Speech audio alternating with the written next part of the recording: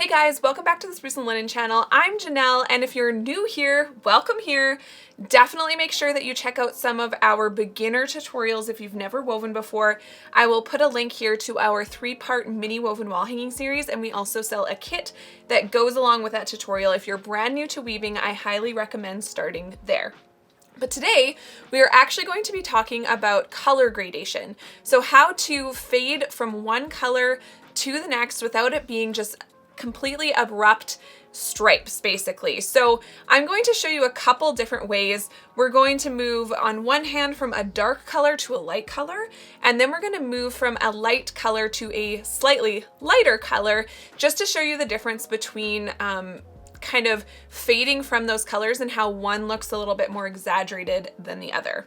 So let's get started. This video is brought to you by the Spruce and Linen shop, where you can find weaving looms, kits, tools, and supplies. Link in the description box below. For this particular project, we are going to be using much thinner yarn than I usually use for frame loom weaving.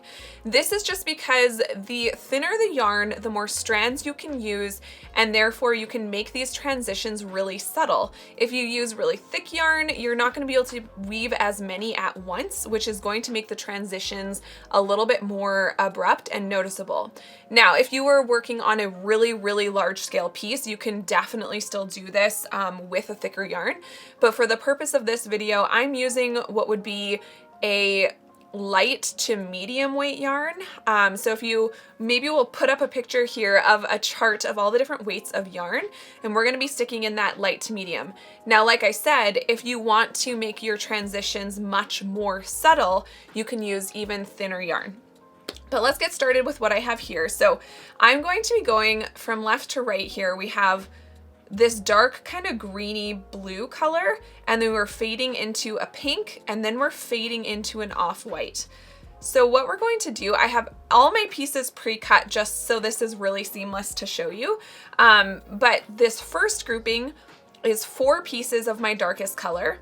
The next grouping is 3 of the dark and then 1 of the lighter. Then 2 of the dark, 2 of the lighter, 3 of the lighter, 1 of the dark, and then we're at 4 of the pink. And then we're going to do that same kind of transition to the off-white. So I'm going to start, like I said, with my darkest color here, and we are just going to be using plain weave just for the purpose of this video, so we can really get a hang of this gradation process. So I'm just going to go ahead and do about 5 rows of plain weave with my first color. So now that we're on the 5th row of this dark color, something that we're going to do that's a little bit different than other things that I've shown you is we're actually going to stop the color sort of randomly out in the middle instead of on the edge. So when you switch around where you're transitioning from one color to the next, this is going to make it look more subtle as well. So I'm literally just going to go partway across, bring my yarn back around to the back of the piece, and then I'm going to trim off some of this excess here just so it's not in my way. Now I'm going to move on to the grouping of 3 of the dark color and 1 of the peachy pink color.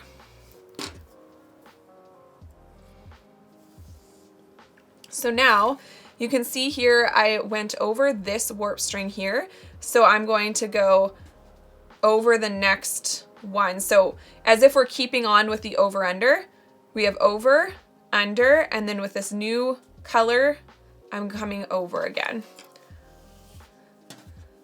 So it's just a way to start our new piece not at the end, and we're going to continually randomly choose where we're ending and starting just so that it doesn't feel too stripy. So you can go ahead and do 5 rows with this new grouping of color.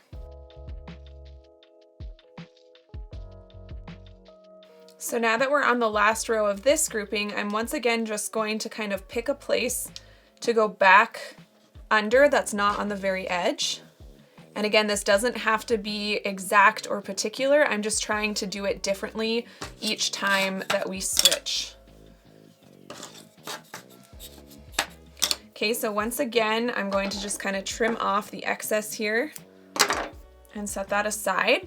And now we're moving on to 2 strands of the dark color and 2 strands of the peachy pink color.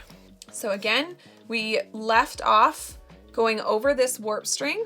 We're going to skip this string since that would be an under, and we're going to go over this second to the right and come up through there. Just leaving that tail in the back, and then once again doing 5 rows of plain weave.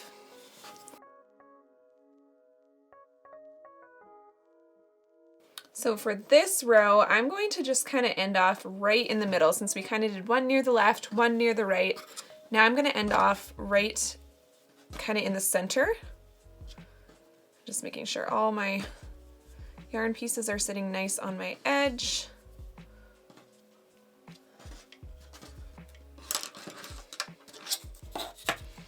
And again, just going ahead and trimming off some of the excess. I like to tuck my ends in completely at the end. So we will do that at the end. So now we're moving on to, we have 1 strand of the dark and 3 of the peachy pink.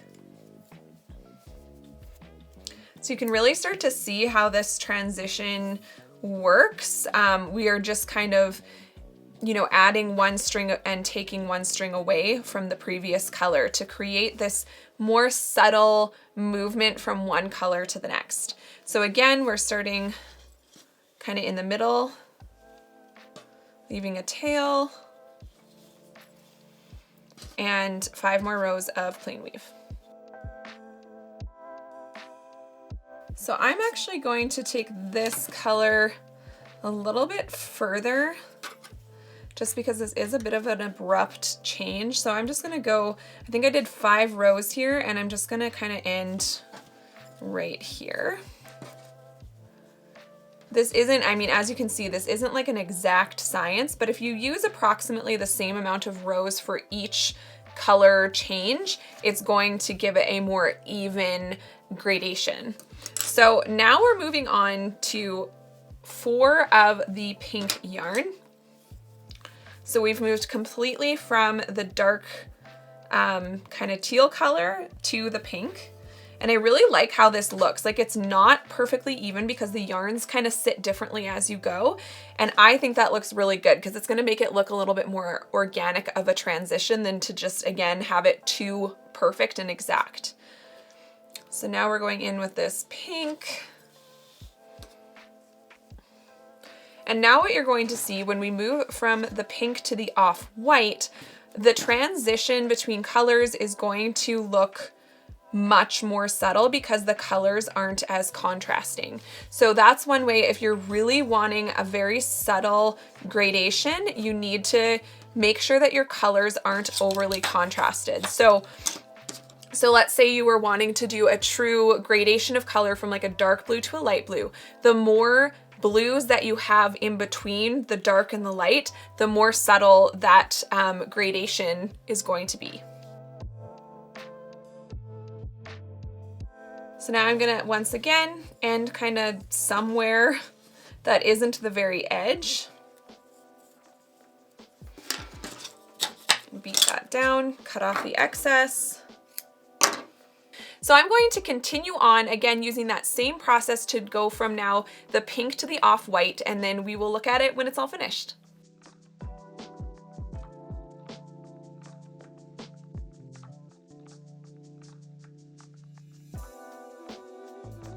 So I just want to quickly show you one thing about tucking in the ends on a piece like this. So where these ends are both coming out the back at the same time, you don't want to put this one here and this one here. You can see that if I flip this over, it is squished down pretty well so you don't see it as much, but that could potentially leave a gap. So what I'm going to do is simply bring this section this way and this one this way, and then tuck them in opposite of each other like that. Just, oh, and I lost my threading.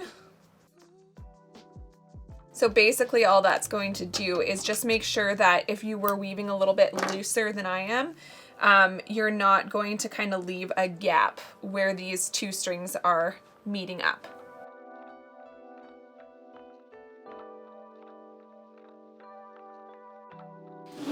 All right, you guys, so here is the finished product. So you can really see that, like I said, because we're going from such a dark color to a much lighter color, the transition is definitely more abrupt. So that one kind of ends right here, but it's still a lot more subtle than going with straight up stripes. Then as we move from a light pink to an off-white, you can see it's much more subtle. So like I said, if you were wanting to create an entire piece, let's say that is one big gradation, you would just want to make sure that you have a lot of different shades of that yarn. So from light to dark, you know, the more shades, the more subtle that transition gradation is going to be. All right, you guys, so that is a super simple way to move from one color to another, creating a really beautiful gradation. This is a great technique to use when you're trying to do, let's say, like a sunset style background, but you want it to be more subtle and really have that fade from one color into the next. Please don't forget to use hashtag #SLWeavingClub and tag me on Instagram when you use our tutorials. I love to see and share your work. If you like this video, please hit the like button, subscribe, and click the bell to get notifications when I post new videos. Thanks so much for watching, and I'll see you on the next one.